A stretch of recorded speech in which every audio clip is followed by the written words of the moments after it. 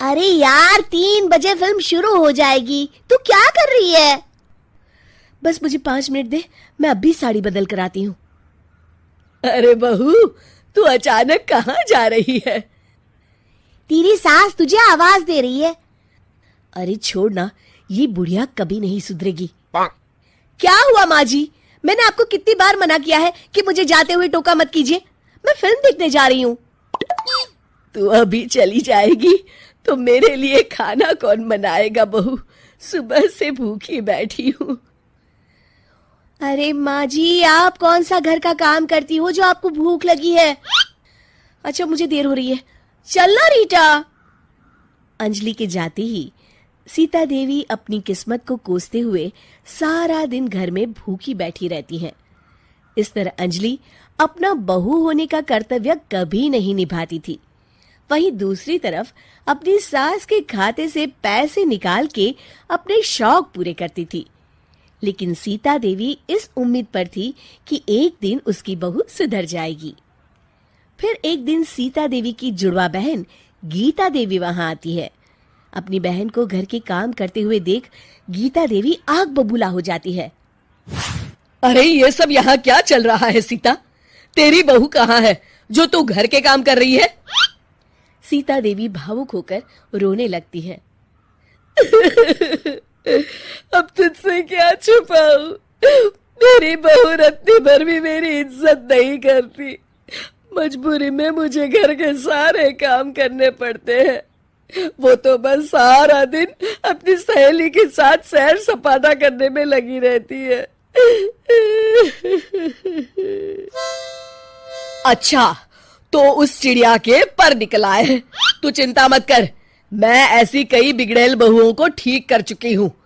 अब मैं इस चुड़ैल से निपटूंगी। तू कुछ दिनों के लिए मेरे घर चली जा, मेरी बहू तेरी अच्छी देखभाल करेगी। फिर दोनों बहनें आपस में साड़ियां बदल लेती हैं और सीता देवी अपनी बहन के घर चली जाती हैं। देर रात अंजलि जब घर आती है तो अपने कमरे का नजारा देख उसकी आंखें फटी की फटी रह जाती है। हे राम, मेरे कमरे का एसी कहाँ चला गया? और मेरा 56 इंच का एलईडी टीवी कौन ले गया? अंजलि तैस के साथ अपनी सास के कमरे में जाती है। तभी वो देखती है कि उसके कमरे का एसी और टीवी उसकी सास के कमरे में लगा है और गीता देवी आराम से एसी की हवा खाते हुए सास बहू सीरियल का मजा ले रही है। अच्छा, तो ये सब इस बुढ़िया की कारस्तानी है। अभी इसे बताती हूँ। ये सब क्या है माँ जी? आपकी हिम्मत कैसे हुई मेरे सामान को हाथ लगाने की? क्यों बहू, ये सारा सामान तूने तेरे पिताजी के पैसों से खरीदा है क्या? है?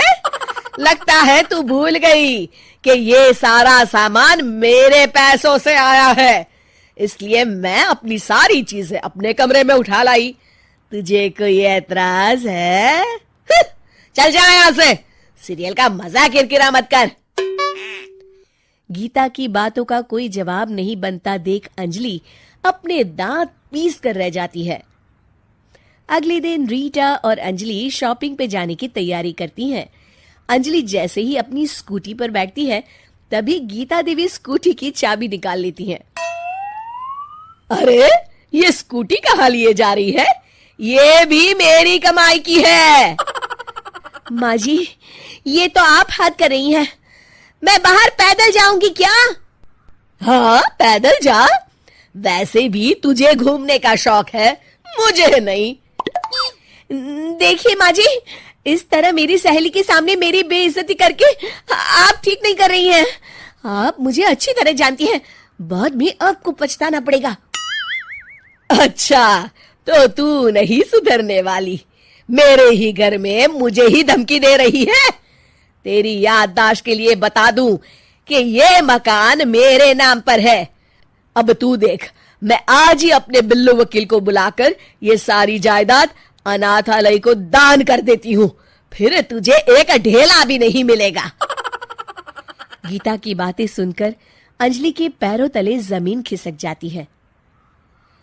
अरे अगर तेरी सास ने तुझे अपनी जायदाद से बेदखल कर दिया तब तो तू सड़क पर आ जाएगी।